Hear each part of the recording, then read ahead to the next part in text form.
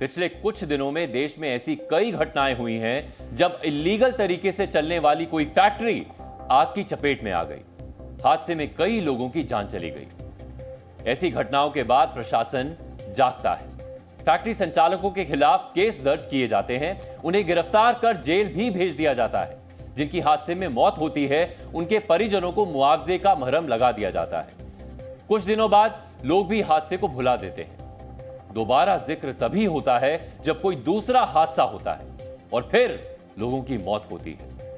आज डीएनए में ऐसी घटनाओं के लिए जिम्मेदार लोगों की आंखें खोलने के लिए हमने विश्लेषण तैयार किया है, क्योंकि ऐसी ही घटना कल यानी गुरुवार शाम दिल्ली के अलीपुर में हुई।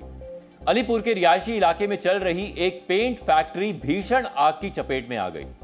सबसे पहले आप इस अग्निकांड की डरा देने वाली तस्वीरें देखिए।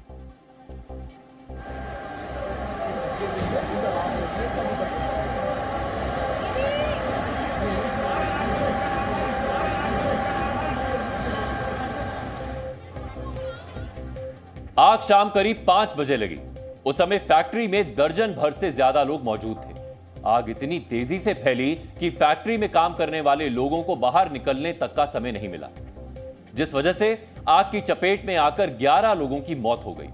उनके शव इतनी बुरी तरह से झुलस गए कि शिनाख्त तक करना मुश्किल हो गया है, जबकि 4 लोग गंभीर रूप से घायल हुए हैं, जिन्हें इलाज के लिए अस्पताल में भर्ती कराया गया है। दरअसल फैक्ट्री संचालक की तरफ से हर स्तर पर नियमों की अनदेखी की गई थी, जिस वजह से इतना बड़ा हादसा हुआ। पेंट फैक्ट्री अलीपुर के रिहायशी इलाके में चलाई जा रही थी, जबकि ऐसा करना गैर कानूनी है। फैक्ट्री संचालक ने दमकल विभाग से एनओसी यानी नो ऑब्जेक्शन सर्टिफिकेट नहीं लिया था। फैक्ट्री में ज्वलनशील पदार्थ होने के बावजूद आग बुझाने के कोई पुख्ता इंतजाम नहीं थे। स्थानीय लोगों का कहना है कि फैक्ट्री के मेन गेट पर बाहर से ताला लगा हुआ था, सिर्फ छोटा गेट ही खुला रहता था, इसलिए आग लगने पर अंदर काम करने वाले लोग बाहर नहीं निकल पाए। फैक्ट्री में पेंट में इस्तेमाल होने वाले थिनर के ड्रम भरे हुए रखे थे, जिनकी वजह से आग बहुत तेजी से फैल गई। आग लगने के बाद फायर ब्रिगेड की गाड़ियों को पहुंचने में समय लगा, जिससे आग भीषण हो गई और फैक्ट्री के अलावा आसपास के दर्जन भर घर और दुकानों को अपनी चपेट में ले लिया। आग कितनी भयानक थी, इसका अंदाजा आपको हादसे के बाद की तस्वीरें देखकर हो जाएगा। अब पेंट फैक्ट्री मलबे का ढेर बन चुकी है। आग की वजह से फैक्ट्री की छत पूरी तरह से ढह चुकी है। फैक्ट्री में काम करने वाले 11 लोगों की मौत हो चुकी है। शवों की शिनाख्त ना होने की वजह से उनके परिजन परेशान हैं। दूसरी तरफ फैक्ट्री के आसपास रहने वाले लोगों के घर भी आग की चपेट में आने से खाक हो गए हैं। इस दर्दनाक हादसे पर जी न्यूज संवाददाता शिवांक मिश्रा ने ग्राउंड रिपोर्ट भेजी है। अब आपको यह रिपोर्ट दिखाते हैं।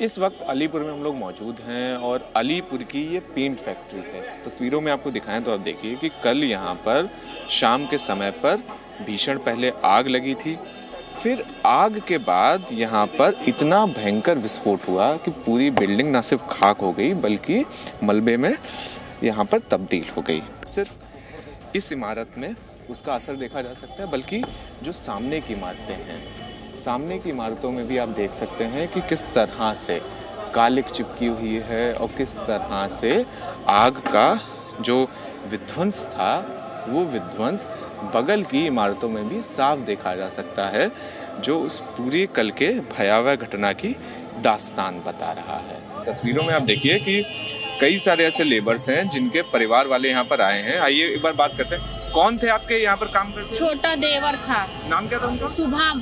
शुभम। हाँ। अच्छा, उनका अभी तक कुछ मतलब पता लगा है कि? कुछ नहीं पता लगा, अभी तक कुछ नहीं पता लगा।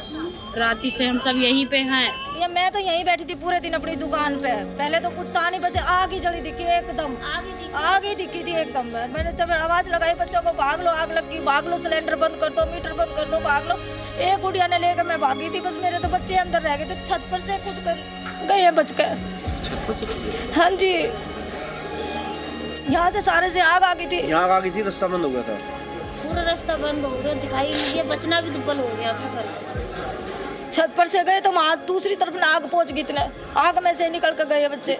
ये हालत है यहाँ पर फ्रिज की। देखिए कि फ्रिज पूरी तरह से बाहर से खाक हुआ, जबकि ये जो पूरा घर है, ये घर 100-150 मीटर दूर है।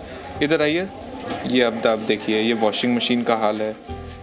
और उसके अलावा जगह जगह अगर आप जाएंगे तो मलबा पड़ा हुआ है। और इन लोगों का ये जो पूरा, ये आप देख लीजिएगा कि मतलब घर में किस तरह से जो मोटरसाइकिल है, जो बाइक है, बाइक पूरी तरह से खाक हो गई। और इन लोगों की कोई गलती नहीं थी, इनकी गलती सिर्फ इतनी थी कि वो अनऑथराइज फैक्ट्री के बगल में रहते थे और सरकारी अधिकारियों ने बिल्कुल भी ध्यान नहीं दिया। अगर सरकारी अधिकारी थोड़ा सा भी ध्यान दे देते तो इस तरह की स्थिति ही नहीं बनती जो इनके घर के साथ हुई। अब आप खुद सोचिए कि कोई गलती नहीं, अपना ईमानदारी से ये सभी लोग काम करते थे, अपना व्यवसाय करते थे।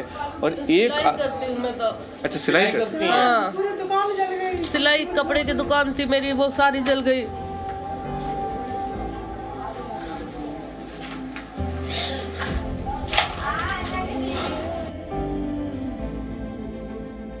मेरा छत पे से कोई चिल्ला रहा था कि आग लगी, आग लगी। जैसे मैं वहाँ से निकली, देखी तो मैं फिर बात करने लगी कि दीदी दीदी दीदी, नहीं निकले कोई। मैं अंदर आके देखी तो बहू बच्चन ने ले गई। मैं बच्चन ने लेके बहू को लेके बाहर निकली।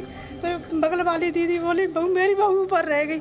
फिर उनके गेट पे आग आ गई। फिर मैं बोली बहू ऊपर से निकाला, तब उनकी बहू छत पे कूद के, यहाँ से कूद के जब यहाँ से निकाली तो ना आग यहाँ तक आ चुकी। फिर आग में पैड़ी थी ना, पैड़ी पे के आराम बड़ी मुश्किल से निकल के तब बच्चन ने लेके हम भागे थे यहाँ से। हाँ, 4 बच्चे थे हमारे पास, 5, 2-2, 3-3 साल के बच्चे थे, 5-6 बच्चे थे हमारे पास। उन्हें लेके भागे थे, बड़ी मुश्किल से जान बचाई।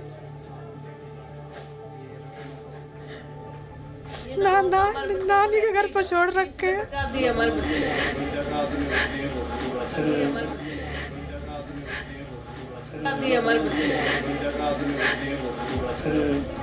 इसको कम से कम 2-2.5 साल हो गए इस फैक्ट्री को। ये क्या करते थे, अपने गेट बंद करके अंदर से बाहर से ताला लगा के एक सिंगल गेट खोल के अंदर से ये काम होता था। और हमने इनको बोला भी था कि आपके ना स्मेल आती है, थिनर वगैरह है, आप इनको, हमने बात भी करी थी आगे, हमने प्रशासन को भी बोला था कि सर ये बंद करवा दो। लेकिन पैसे वैसे खाने के चक्कर में सर कुछ ऐसा वगैरह भी कुछ नहीं था, किसी ने कुछ नहीं करा सर, ये जब से चली रही है।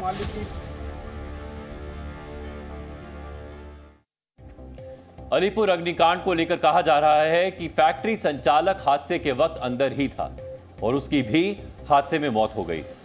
इस भयानक अग्निकांड का जितना जिम्मेदार फैक्ट्री का संचालक है, उतना ही वो प्रशासनिक अधिकारी भी है जिनकी जिम्मेदारी अवैध तरीके से चलने वाली फैक्ट्रियों पर कार्रवाई करने की होती है। अलीपुर में अवैध तरीके से पेंट फैक्ट्री पिछले करीब 1 दशक से चल रही थी। प्रशासन को इसकी शिकायत भी की गई, लेकिन कभी कोई कार्रवाई नहीं की गई। जबकि जिस जगह हादसा हुआ उससे ठीक 1 किलोमीटर दूरी पर अलीपुर पुलिस स्टेशन है। अब ऐसा कैसे हो सकता है कि पुलिस को अवैध तरीके से चलने वाली फैक्ट्री की जानकारी ना हो? फैक्ट्रियों में किसी भी तरह के हादसों को रोकने की मुख्य तौर पर 6 विभागों की जिम्मेदारी है। अगर ये विभाग सही से अपनी जिम्मेदारी निभाएं तो फैक्ट्रियों में होने वाले भीषण हादसों को रोका जा सकता है। लेकिन इनमें से ज्यादातर विभाग अपना काम ईमानदारी से नहीं करते। वर्ष 2004 में सुप्रीम कोर्ट के आदेश पर एक मॉनिटरिंग कमेटी का गठन किया गया था, जिसकी जिम्मेदारी थी कि दिल्ली के रिहायशी इलाकों में स्थापित फैक्ट्रियों को चिन्हित करके कार्रवाई करे। इस मॉनिटरिंग कमेटी में दिल्ली के मुख्य सचिव, दिल्ली पुलिस कमिश्नर, दिल्ली नगर निगम के कमिश्नर और दिल्ली डेवलपमेंट अथॉरिटी के वाइस चेयरमैन शामिल हैं। ऐसे में अलीपुर थाना पुलिस की जिम्मेदारी थी कि रिहायशी इलाके में चल रही अवैध फैक्ट्री को चिन्हित करके कार्रवाई करे, लेकिन ऐसा नहीं किया गया। इसके अलावा लेबर डिपार्टमेंट की जिम्मेदारी होती है शहर के अंदर रजिस्टर्ड और रिहायशी इलाकों में चलने वाली फैक्ट्रियों की जांच करना। अवैध फैक्ट्रियों के खिलाफ कार्रवाई की जिम्मेदारी भी होती है। तीसरे नंबर पर फायर विभाग आता है, जिसे जांच करनी होती है कि फैक्ट्रियों के अंदर फायर सेफ्टी के इंतजाम है या नहीं, और फैक्ट्री तक फायर ब्रिगेड की गाड़ी पहुंचने की क्या व्यवस्था है। जांच के बाद किसी फैक्ट्री को फायर डिपार्टमेंट एनओसी देता है। अलीपुर के पेंट फैक्ट्री के पास फायर डिपार्टमेंट की एनओसी ही नहीं थी। सेफ्टी एंड हेल्थ विंग की जिम्मेदारी फैक्ट्री के अंदर बिल्डिंग की स्थिति और कामगारों की सुरक्षा के इंतजाम की जांच करनी होती है। अलीपुर की पेंट फैक्ट्री में कामगारों की सुरक्षा के इंतजाम ही नहीं थे। बिजली विभाग की जिम्मेदारी फैक्ट्री के अंदर बिजली की व्यवस्था और फिटिंग की जांच करना होता है, क्योंकि ज्यादातर फैक्ट्रियों में आग की घटना शॉर्ट सर्किट की वजह से होती है।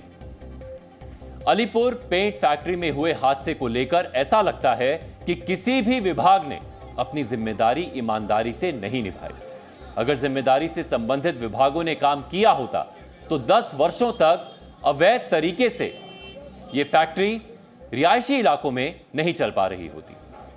अगर प्रशासनिक अधिकारी अब भी सावधान नहीं हुए तो दिल्ली में किसी भी वक्त इससे भी बड़ा हादसा हो सकता है, क्योंकि ऐसी हजारों फैक्ट्रियां आज भी दिल्ली के भीड़ भाड़ वाले रिहायशी क्षेत्रों में चल रही हैं।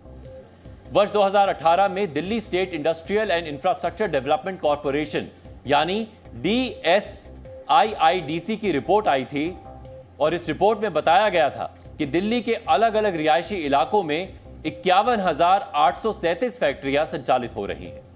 DSIIDC ने उसी समय दिल्ली नगर निगम को अवैध तरीके से रिहायशी इलाकों में चलने वाली फैक्ट्रियों पर कार्रवाई के लिए कहा था, जबकि वर्ष 1996 में ही DSIIDC ने रिहायशी क्षेत्रों में फैक्ट्री चलाने वालों को जमीन आवंटित की थी ताकि वो अपनी फैक्ट्री औद्योगिक क्षेत्र में लगा सके।